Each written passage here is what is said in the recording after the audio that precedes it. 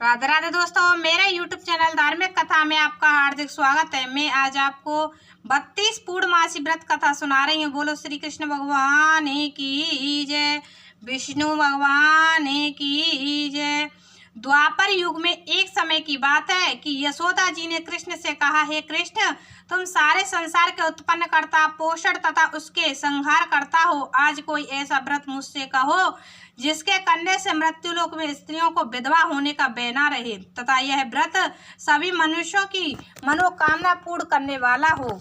तब श्री कृष्ण कहने लगे, हे माता, तुमने अति सुंदर प्रश्न किया है। मैं तुमसे ऐसे ही व्रत को सविस्तार कहता हूँ। सौभाग्य की प्राप्ति के लिए स्त्रियों को त्रिशतम अर्थात 32 पूर्णमासियों का व्रत करना चाहिए। इस व्रत को करने से स्त्रियों को सौभाग्य संपत्ति मिलती है। यह व्रत अचल सौभाग्य देने वाला है और भगवान शंकर के प्रति मनुष्य मात्र की भक्ति को बढ़ाने वाला है। यशोदा जी कहने लगी, हे कृष्ण, सर्वप्रथम इस व्रत को मृत्युलोक में किसने किया था, इसके विषय विस्तार पूर्वक मुझसे कहो। श्री कृष्ण जी कहने लगे कि इस भूमंडल पर एक अत्यंत प्रसिद्ध राजा चंद्रहास से पालित अनेक प्रकार के रत्नों से परिपूर्ण कार्तिक नाम की एक नगरी थी।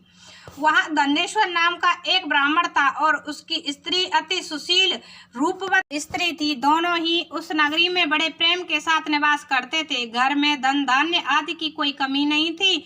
उनको एक बड़ा दुख था, उनके यहाँ कोई संतान नहीं थी। इस दुख से वे अत्यंत दुखी रहा करते थे। एक समय एक योगी नगरी में आया था। वह योगी उस ब्राह्मण के घर को छोड़ करके सभी के घर से भिक्षा लाकर भोजन किया करता था। रूपवती से वह भिक्षा नहीं लेता था।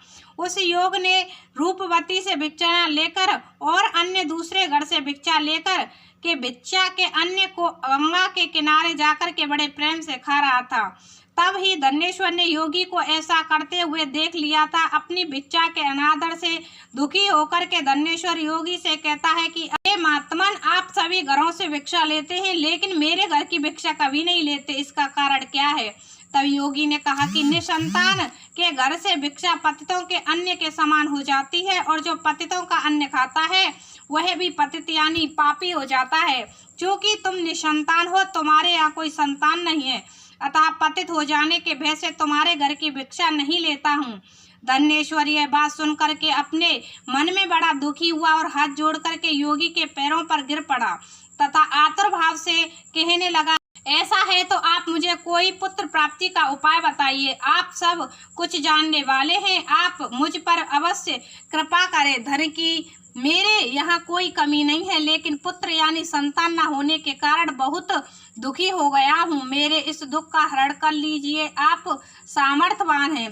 तब योगी जी ने यह सुनकर कहने लगी कि हे ब्राह्मण, तुम चंडी देवी की आराधना करो। तब ब्राह्मण घर आकर अपनी पत्नी को पूरी वृतांत कहकर स्वयं वन में चला गया। वहां पर उसने चंडी की उपासना की और उपवास भी किया। चंडी ने 16वें दिन उसको स्वप्न में दर्शन दिया और कहा, हे धनेश्वर, जा तेरे यहाँ पुत्र होगा, लेकिन उसकी 16 वर्ष की आयु में मृत्यु हो जाएगी। यदि तुम दोनों ही स्त्री पुरुष 32 पूर्णमासियों का व्रत श्रद्धा पूर्वक और विधि पूर्वक करेंगे तो वह दीर्घायु हो जाएगा। जितनी तुम्हारी सामर्थ्य हो उतने आटे के दिए बनाकर शिवजी का पूजन करना, लेकिन पूर्णमासी को 32 हो जाने चाहिए। और प्रातःकाल इस स्थान के समीप एक आम का वृक्ष दिखाई देगा, तुम उस पर चढ़कर फल तोड़कर शीघ्र अपने घर चले जाना और अपनी स्त्री को सारा वृतांत बताना। और ऋतु स्नान करने के बाद वह स्वच्छ होकर के और शंकर जी का ध्यान करके फल को खा लेगी। तब भगवान शंकर की कृपा से गर्भ ठहर जाएगा। जब ब्राह्मण प्रातःकाल उठा तो उसने उस स्थान के पास एक आम का वृक्ष देखा जिस पर बहुत सुंदर आम का फल लग रहा था। तब उस ब्राह्मण ने आम के पेड़ पर चढ़कर फल को तोड़ने का प्रयत्न किया और असफल रहा। तब उसने भगवान गणेश की वंदना करने लगा। इस प्रकार भगवान गणेश जी की प्रार्थना करने पर उनकी कृपा से धनेश्वर ने आम का फल तोड़ लिया और अपनी स्त्री को लाकर दे दिया। धनेश्वर की स्त्री कहे अनुसार फल को खा लिया और वह गर्भवती हो गई। देवी जी की असीम कृपा से एक पुत्र की प्राप्ति हुई थी। उन्होंने उसका नाम देवीदास रखा। बालक अपने पिता के घर में बढ़ने लगा। भवानी कृपा से वह बालक बढ़ने में बहुत ही होशियार था। दुर्गा जी के आज्ञा अनुसार उसकी माता ने 32 पूर्णमासी व्रत रखना शुरू कर दिया था, जिससे बालक दीर्घायु वाला हो जाए। 16वां साल लगते ही देवीदास के पिता को बहुत ही चिंता हो गई थी, कहीं उनके पुत्र की मृत्यु इस साल नहीं हो जाए। इसीलिए उन्होंने मन में विचार किया कि यह दुर्घटना उनके सामने हो गई तो वे कैसे सहन कर पाएंगे।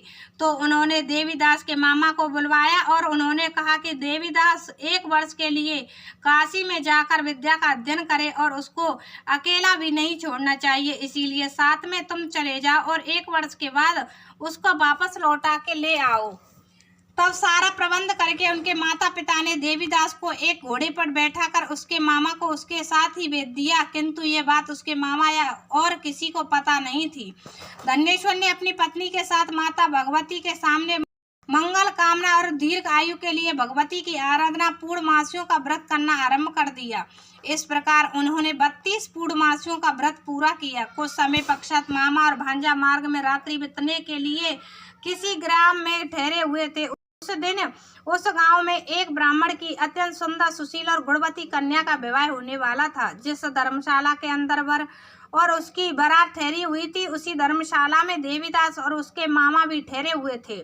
संयोगवश कन्या को तेल आदि चढ़ाकर मंडप आदि का कृत्य किया गया तो लगन के समय वर को धनुर्वाद हो गया। अस्तु वर के पिता ने अपने कुटुंबियों से परामर्श करके निश्चय किया कि यह देवीदास मेरे पुत्र जैसा ही सुंदर है, मैं इसके साथ ही लगन करा दूं और बाद में विवाह के अन्य कार्य मेरे लड़के के साथ हो जाएंगे। ऐसा सोचकर देवीदास के मामा से जाकर बोला कि तुम थोड़ी देर के लिए अपने भांजे को हमें दे दो, जिससे विवाह के लगन का सब कृत्य सुचारू रूप से हो सके। तब उसका मामा कहने लगा कि जो कुछ भी मधु पर्क आदि कन्यादान के समय वर को मिले वह सब हमें दे दिया जाए तो मेरा भांजा इस बारात का दूल्हा बन जाएगा। यह बात वर के पिता ने स्वीकार कर ली और उसने अपना भांजा वर बनने को भेज दिया और उसके साथ सब विवाह कार्य रात्रि में विधि पूर्वक संपन्न हो गया।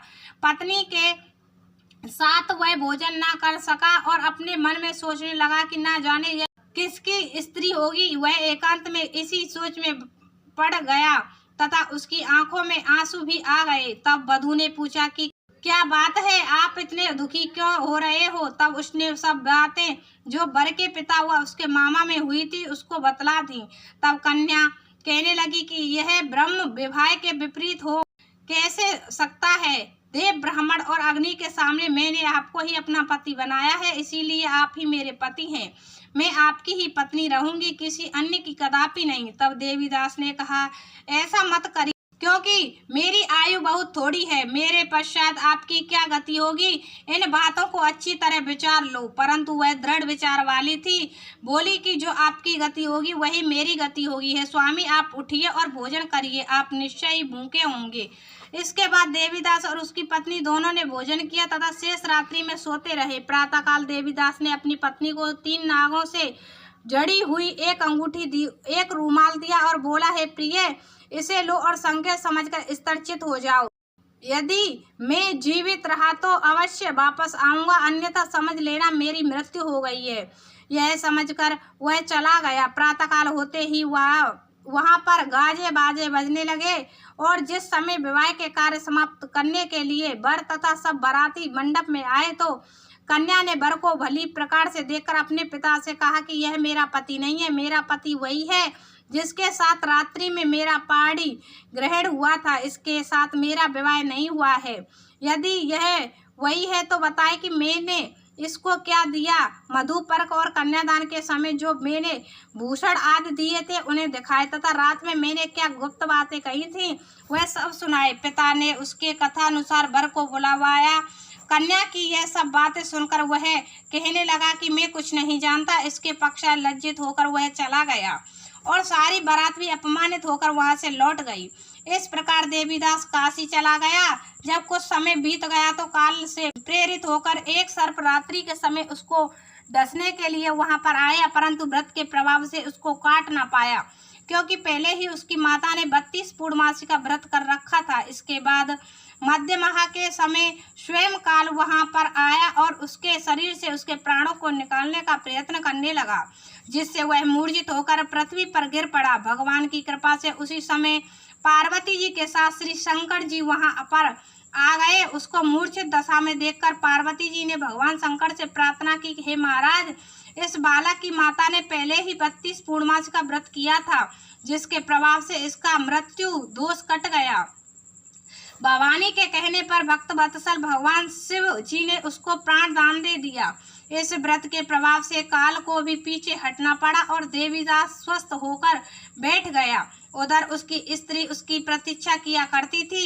जब 16वां वर्ष व्यतीत हो गया तो देवीदास भी अपने मामा के साथ काशी से चल दिया। उधर उनके ससुर घर से उनको खोजने के लिए जाने वाले थे, लेकिन वे मामा भांजे वहां पहुंच गए। ससुर उनको अपने घर ले गया और नगर निवासी वहां पर एकत्रित हो उन्होंने निश्चय किया कि इस कन्या का विवाह इसी ही बालक के साथ हुआ था। कन्या ने भी लड़के को पहचान लिया था। कुछ दिन बाद देवीदास अपनी पत्नी और मामा के साथ बहुत से उपहार लेकर अपने नगर की ओर चल दिया था। जब वह गांव के निकट आ गया तो वहां के लोगों ने उसे देखकर उसके माता पिता को पहले ही खबर दे दी, तुम्हारा पुत्र देवीदास अपनी पत्नी और मामा के साथ आ रहा है। ऐसा सुनकर उसके माता पिता बहुत ही खुश हुए थे। पुत्र वधू की आने की खुशी में धन्येश्वर ने बहुत बड़ा उत्सव मनाया। श्री कृष्ण जी कहने लगे कि इस प्रकार धन्येश्वर 32 पूर्णमासियों के व्रत के प्रभाव से पुत्रवान हो गया। जो भी स्त्री इस व्रत को करती है वे जन्मांतर के वैधव्य का दुख नहीं भोगती हैं और सदैव सौभाग्यवती रहती हैं। यह मेरा वचन है, इसमें कोई संदेह नहीं है। यह व्रत पुत्र पौत्रों को देने वाला तथा संपूर्ण मनोकामना को पूर्ण करने वाला है। 32 पूर्णमासियों के व्रत करने से व्रती की सब इच्छाएं भगवान शिव जी की कृपा से पूर्ण हो जाती हैं। तो ये 32 पूर्णमासी व्रत कथा हुई समाप्त। बोलो श्री कृष्ण भगवान की जय।